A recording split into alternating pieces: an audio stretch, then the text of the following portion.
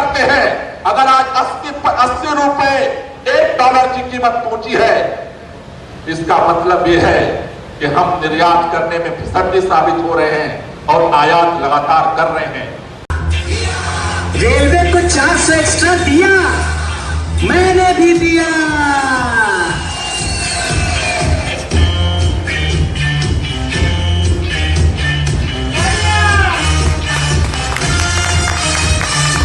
बेरोजगारी आज की समस्या नहीं है हमारे देश में। रोजगार हमारे देश की सबसे बड़ी समस्या है जो आज के यूथ को काफ़ी परेशान करके रखती है।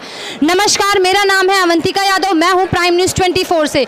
आज यहां पे रोजगार संसद हुआ था जिस पे लोगों ने रोजगार पाने का और बेरोजगारी को पूर्ण रूप से कैसे मिटाएं इसके ऊपर बात की। इसमें हमारे बीच मौजूद रहे कैबिनेट मिनिस्टर गोपाल राय। आइए जानते हैं यहाँ पे मौजूद कुछ लोगों से कि रोजगार के ऊपर जो उन लोगों ने बातें की उस और जिन समस्याओं को उन्होंने गिनवाया, उन समस्याओं से कैसे निजात पाई जा सकती है।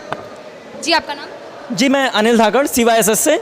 और मैं आपको बताना चाहूँगा कि हमारे देश में इतिहास हम उठा के देखें तो आज तक हमारे देश में हर चीज़ के ऊपर आंदोलन और क्रांतियाँ हो रखी हैं, लेकिन रोजगार को लेकर बेरोजगारी को लेकर आज तक कोई आंदोलन नहीं हुआ है, कोई क्रांति नहीं हुई है। ये इसकी तरह का पहला आंदोलन है। और हम बताना चाहते हैं कि देश में बेरोजगारी किस तरह से बढ़ रही है। देश में बेरोजगारी इस दर से बढ़ रही है, ये एक गहराता संकट है। देश को आर्थिक आज़ादी की ज़रूरत है। आर्थिक आज़ादी लाने की ओर राष्ट्रीय रोजगार नीति का ये मसौदा पेश है। ये देश में आर्थिक आज़ादी लेके आएगा। जी, मेरा आपसे सवाल ये है कि रोजगार एक बहुत बड़ा मुद्दा है हमारे देश का और हर पॉलिटिकल पार्टी इस मुद्दे को उठाती है अपने कैंपेनिंग के लिए। ऐसे ही यहाँ पे भी रोजगार के ऊपर कई बातें की गई और ये कोई नई समस्या तो है नहीं, देश की काफ़ी पुरानी समस्या है। तो इस समस्या को से कैसे निपटा जा सकता है? मेरा मानना ये है कि रोज़गार के लिए हमें अब लड़ाई लड़नी पड़ेगी, क्योंकि ये इस तरह नहीं मिलेगा। हमें छीनना पड़ेगा, हमें मांगना पड़ेगा। ये हमारी मांग है, हमारी ज़िद है, क्योंकि हमें इसका पूरा अधिकार है। रोज़गार नहीं मिलेगा तो हम अपनी सारी चीज़ों को कैसे बढ़ाएंगे? आप बताइए, रोज़गार एक अहम मुद्दा है, तो उसको कैसे आगे बढ़ा सकते हैं हम? जी, यहाँ पे कुछ तथ्य रखे गए हैं कि इंजीनियरिंग या ऐसी लाइनों में लोगों को जॉब्स नहीं मिलती हैं और जो विपक्षी पार्टी है वो ये भी कहते हैं कि बच्चे रोड पे आके आंदोलन करते हैं, प्रोटेस्ट करते हैं, वो पढ़ाई नहीं करते, तो उन्हें इन फील्ड में कैसे रोजगार मिलेगा? इस पर आप क्या कहना चाहिए? देखिए, हर फील्ड में हर कोई अपना मेहनत करता है, चाहे वो पढ़ाई हो या हर किसी में। जिन्हें पढ़ाई करके मौका मिलता है, जो पढ़ पा रहे हैं, और जब उन्हें भी रोज़गार नहीं मिल पाता तो वो अंदर से काफ़ी दुखी रहते हैं। तो मेरे ख्याल से कि रोज़गार सबको मतलब मिलना ही चाहिए, और जो नहीं पढ़ पा रहे हैं उनकी शिक्षा की तरफ भी एक मतलब लक्ष्य जाना चाहिए मेरा। जी, आप लोगों की जो प्रस्तुति थी रोजगार को लेके वो काफ़ी ज़्यादा शानदार थी। उससे आप क्या युवाओं के लिए क्या संदेश देना चाहते हैं? हम युवाओं को यही संदेश देना चाहते हैं कि आप अपनी आवाज़ उठाइए, बोलिए। हमने गाने में भी यही बोला है, बोल नौजवान बोल। जब तक नौजवान बोलेगा ही नहीं, अपने लिए ही नहीं फाइट करेगा, तो बाकी लोग कैसे उनके लिए फाइट करेंगे? नौजवानों को खुद घरों से निकलना पड़ेगा। सोशल मीडिया में पोस्ट करने से नहीं नौकरी मिलने वाली है आपको रोडों पे निकलना पड़ेगा, आपको सत्याग्रह करना पड़ेगा, आपको ज़मीन पे आना पड़ेगा, आपको आवाज़ उठानी पड़ेगी। आपकी आवाज़ इतनी बुलंद होनी चाहिए कि आप पूरी सत्ता को हिला दें और लिटरली लोग सोचे कि हाँ भाई, अब हमारे हाथ से ये चीज़ छूट रही है, क्योंकि नौजवानों के अब सबसे ज़्यादा वोट्स होते हैं और सारी सरकारें नौजवानों के वोट्स पाने के लिए बड़े बड़े वादे करती हैं।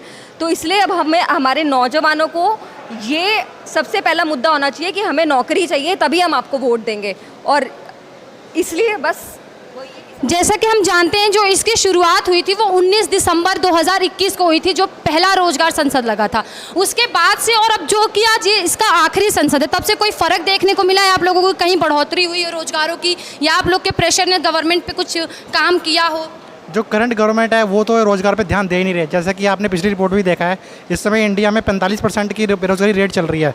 तो इससे हिसाब जाहिर होता है कि जो करंट गवर्नमेंट है वो इस पर काम नहीं कर रही है। मगर हमारा काम है कि हमें युवाओं को और इंकरेज करना है ताकि वो अपना हक लड़ सके। और हमारा देश का इतिहास रहा है पिछले 70 साल में बिना किसी आंदोलन के हमें कुछ मिलती नहीं है। तो हमें युवाओं को ये भी बताना है कि आपको अहिंसा के रास्ते पर चलना है अपने हक लेने के लिए। जब तक आप कुछ आंदोलन नहीं करोगे, सरकार नहीं सुनने वाली है। और हम भी उसी लाइन में रहे। हमारा काम ही है कि युवाओं को अपना अधिकार के लिए चेतना जागृत कर सके। तो आप लोगों का जो ये आंदोलन होगा ये आक्रोश वाला होगा, क्योंकि अभी अंदर गोपाल राय ने कहा कि ये आक्रोश से नहीं, हम सत्याग्रह पे चलेंगे। तो आप लोग ये आंदोलन आक्रोश में करेंगे या सत्याग्रह? कोई भी आंदोलन आक्रोश से नहीं सफल होता है।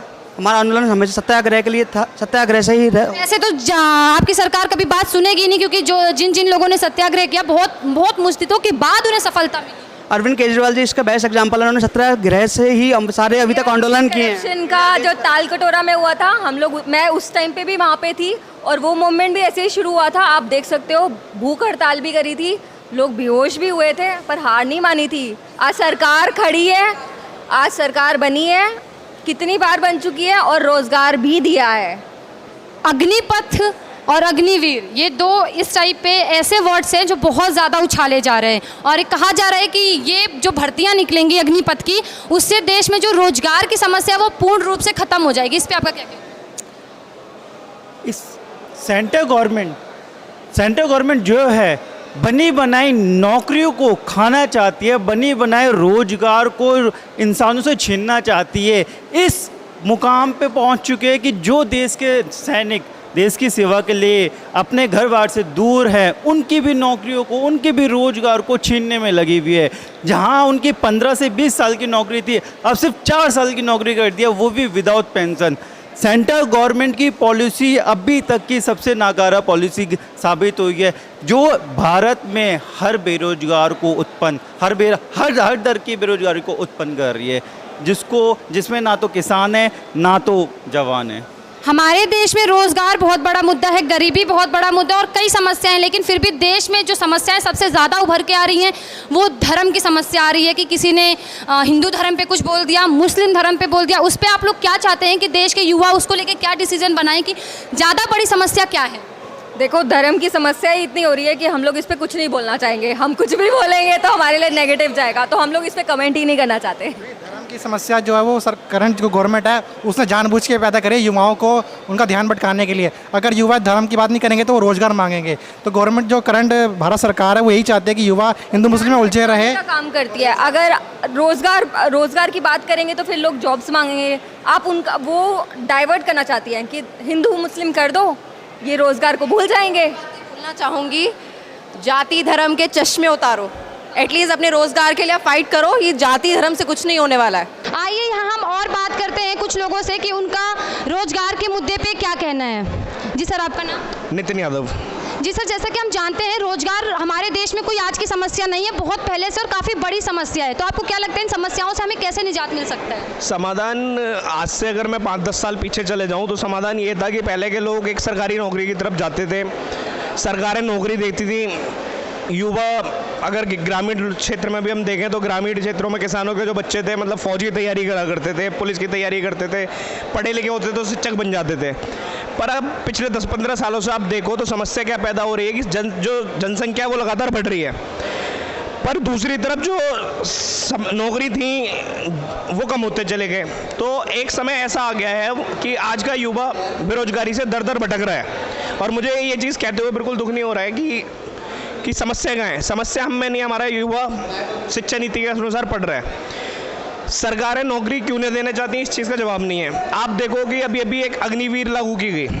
अग्निवीर आने वाले समय में भारत की सिर्फ और सिर्फ बेरोजगारी की समस्या को नहीं बढ़ाएगा, वो देश की सिक्योरिटी को भी एक बहुत बड़ा खतरा है। मैं साफ साफ कह के जा रहा हूँ उस जगह पर। तो मेरे को लगता है कि बेरोजगार के मुद्दे पर युवाओं को बहुत एकत्रित होने की ज़रूरत है। जो देश में लोग बट गए हैं अलग अलग वर्डों में, अलग अलग जातियों में, अलग अलग धर्मों में, इन सबको भूल करके एक ही मुद्दा अपनाना होगा, वो है बेरोजगारी का मुद्दा, और उसे हटाने का हम सबको संकल्प लेना होगा। ये सर, अभी जैसा आप जानते हैं हमारे देश में एक मुद्दा गरमाया हुआ है धर्म को लेके, कभी हिंदू किसी को बोलते हैं, कभी मुस्लिम, और इन सब के बीच में युवा जो है वो सिर्फ धर्म के मुद्दे पे ही अटक गए हैं। तो इस पर आप युवाओं को क्या संदेश देना चाहते हैं? युवाओं को एक ही संदेश है कि धर्म की राजनीति कुछ देर की है, पर आप जब बचपन से बड़े हुए तो आपके हो सकता है दोस्त मुस्लिम हो, क्रिश्चियन हो, सिख हो, ईसाई हो, पर मैंने एक ही चीज़ ज़िंदगी में खुद के ऊपर एक चीज़ महसूस की है कि आपको धर्म में बांटकर कोई फ़ायदा नहीं है। कल को आपके साथ कोई एक्सीडेंट हो गया रोड पर, तो मुसलमान ये थोड़े देखेगा कि हिंदू है डला हुआ है, हिंदू ये थोड़े देखेगा मुस्लिम है। इंसानियत जो है ना वही धर्म है, तो इंसानियत का पालन करो, धर्म की जो नफरत है वो अपने आप दूर हो जाएगी। मेरा मानना ये है इसमें। जी सर, धन्यवाद। जी सर, आप? रितेश श्रीवास्तव। और जी जी जी जी पूछ सो आप CYSS में? जी जी CYSS दिल्ली प्रदेश उपाध्यक्ष। तो आपसे मेरा सवाल ये है कि अभी जैसे अंदर कहा गया था कि सत्याग्रह अपनाना पड़ेगा, एक ऐसा आंदोलन जिसमें आक्रोश ना हो, लेकिन हमारे देश के युवा बिना आक्रोश के आज तक कोई आंदोलन कर नहीं पाए। जैसे लास्ट टाइम भी आप ITO पे एक आंदोलन हुआ था जिसमें आक्रोश आ ही गया था। तो आपको क्या लगता है कि रोजगार की जो समस्या है वो एक आंदोलन से, जो कि सत्याग्रह के आंदोलन से दूर हो पाएगी? देखिए, मैं मानता हूं कि रोजगार अभी आज़ाद भारत की सबसे बड़ी समस्या है, अंदर भी बताया गया, और देश के लाखों युवा, करोड़ों युवा जो बेरोजगार है आज, सिर्फ दिल्ली की बात नहीं, देश के हर राज्य की, हर केंद्र शासित प्रदेश की यही स्थिति है। जब युवा पढ़ता है और वो चाहता है कि मुझे एक रोजगार मिले, लेकिन देश की सरकारें 75 वर्ष से देश की सरकारें देश में के युवाओं को रोजगार देने में असमर्थ रही है। और जिस तरीके से पिछले कुछ सालों से राष्ट्रीय रोजगार आंदोलन समिति और जिस तरीके से देश के सभी सामाजिक संगठन और युवा एकजुट हुए हैं कि हमें रोजगार की आवाज़ बननी है, और जिस तरीके से हमारे कॉन्स्टिट्यूशन में डायरेक्टिव प्रिंसिपल और स्टेट पॉलिसीज़ में भी लिखा हुआ है कि सरकार का कर्तव्य है कि अपने देश के नागरिकों को रोजगार उपलब्ध कराना, और मैं मानता हूं कि राष्ट्रीय रोजगार नीति बने। सरकार का ये परम कर्तव्य है कि देश के युवाओं को रोजगार दे, चाहे वो प्राइवेट सेक्टर के द्वारा दिया जाए या सरकारी सेक्टर में दिया जाए, लेकिन देश के युवाओं को समृद्ध बनाया जाए और उनको रोजगार दिया जाए। सर, अग्निपथ का इतना विरोध होने के बाद भी अग्निपथ को वापस नहीं लिया गया, और जो आपके विपक्षी दल बीजेपी का, सेंट्रल गवर्नमेंट का ये कहना है कि अग्निपथ और अग्निवीर रोजगार में बढ़ोतरी करने का एक रास्ता, एक जरिया है जिससे लाखों बेरोजगारों को रोजगार मिलेगा। इस पर आपका क्या कहना है? देखिए, अग्निपथ और सिर्फ जो स्कीम है ना, ये एक स्कीम नहीं कहेंगे, हम इसको स्कैम कहेंगे, क्योंकि कहीं ना कहीं हम देखते हैं कि देश के युवाओं को भटकाने के लिए सरकार इस तरह की षड्यंत्र रच रही है। कभी अग्निपथ लाती है, कभी कुछ लेके आती है, देश को एकदम प्राइवेटाइजेशन कर दिया। रेल में सबसे ज़्यादा जॉब मिलती थी, रेलवे ख़त्म कर दिए। आर्मी एक विकल्प होता था कि आदमी देश की सेवा करेगा, आर्मी में जाएगा, फुल टाइम सर्विस करेगा, और सिर्फ आर्मी एक जॉब नहीं है, लोगों के जज्बात है, इमोशंस हैं। तो कहीं ना कहीं देश की सरकारें सिर्फ और सिर्फ लोगों को बहकाने की कोशिश कर रही है। तो यही मांग रहेगी कि भाई रोजगार नीति पर आप बात कीजिए, जैसे कि इस मंच से भी बात की गई कि राष्ट्रीय रोजगार नीति होनी चाहिए, और हमारे साथी ने बताया कि DPSP direct principle of state policy के अंदर भी कहा गया कि एक संपूर्ण राज्य या एक अच्छा राज्य किसकी परिभाषा में रोजगार भी सम्मिलित है। लेकिन सरकार कहीं ना कहीं देश के लोगों को जीवन, देश के युवाओं का जीवन और साथ ही साथ देश की राष्ट्रीय सुरक्षा पर खतरा है अग्निपथ के नाम पे। सर, तो आपको क्या लगता है जो रोजगार संसदीय चर्चाएं हो रही हैं, इससे कुछ प्रशासन पे फर्क पड़ेगा, कुछ प्रेशर पड़ेगा?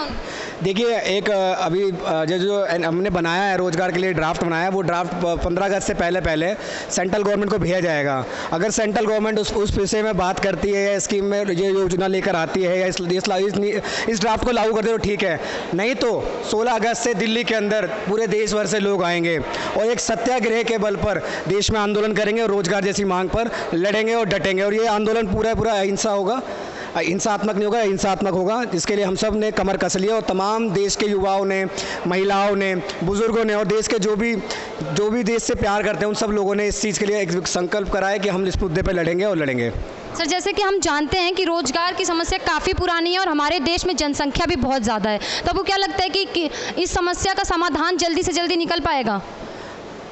देखिए, मैं एक बात बताना चाहूँगा, अगर नीयत होगी तो नीति बनेगी। सरकार के पास ना नियत है ना नीति है, सब कुछ पॉसिबल है। अब आप देख सकते हैं कि दिल्ली जैसे शहर के अंदर आपको पता होगा कि शिक्षा व्यवस्था किस तरह की थी। शिक्षा व्यवस्था में जान सकते हैं कि टीचर नहीं थे, क्लासेस नहीं थी, बच्चों के लिए बेसिक एजुकेशन एकदम बेकार थी। लेकिन हुआ ना, अरविंद केजरीवाल गवर्नमेंट मॉडल आया, उसने काम करा ना उनने शिक्षक बदले, ना उसने बिल्डिंग बदली, सिर्फ और सिर्फ बदलाव करे, लोगों को मोटिवेट करा। अगर सरकार चाहेगी तो सब कुछ मुमकिन है।